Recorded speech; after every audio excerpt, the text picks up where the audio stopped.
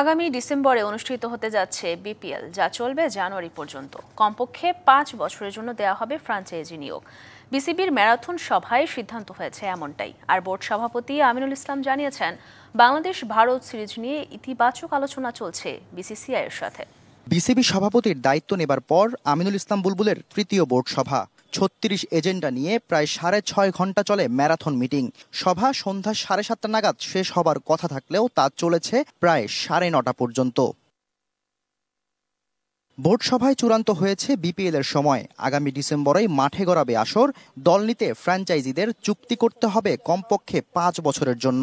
এবার 5 বছরের জন্য মিনিমাম 5 ইয়ারের জন্য টিম দিয়ে দেওয়া হবে। New financial model will be established with discussion with franchise নিয়োগে এবার কঠোর অবস্থানে বিসিবি। যারা ক্রাইটেরিয়া ফুলফিল করতে পারবে তাদেরই দেয়া হবে নিয়োগ। সেটা 5 দল হলেও তাদের নিয়েই আয়োজন করা হবে দেশের সবচেয়ে জনপ্রিয় এই আসর। একনল অ্যাডভান্সড হাইজিন সোপ, এবার জীবাণু ধুলাবালি ঘাম ক্লিন বোল্ড।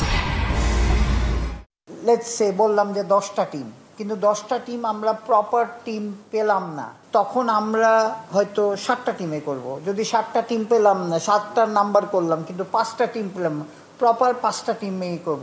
আর সভাপতি আমিনুল ইসলাম বুলবুল ভারত সিরিজ নিয়ে শুনিয়েছেন আশার বাণী। ভারত সিরিজ মাঠে গড়ানো নিয়ে যে শঙ্কা, তা হয়তো কাটতে যাচ্ছে শিগগিরই।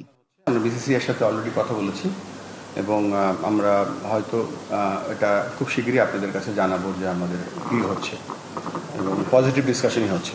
এক মিরপুর কেন্দ্রিক ক্রিকেট থেকেও বেরিয়ে আসছে বিসিবি। দ্রুতই খেলার উপযোগী করা হচ্ছে ফতুল্লা ও পূর্বাচলকে। এত বড় একটা ঢাকার কাছে স্টেডিয়ামটা থেমে আছে, তো সেখানে আপাতত আমরা স্টেজ ওয়ান পদ্ধতিতে আমরা আগাচ্ছি, যাতে খেলাগুলো শুরু করে দেই। এছাড়াও অনুশীলন ব্যবস্থা নিয়েও সুখবর দিয়েছে বিসিবি। গোপীবাগ ও ইন্দিরা রোড মাঠে যোগ করা হচ্ছে practice facility.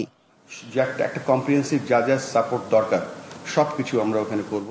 Shahriar Hossain, DBC news, Dhaka.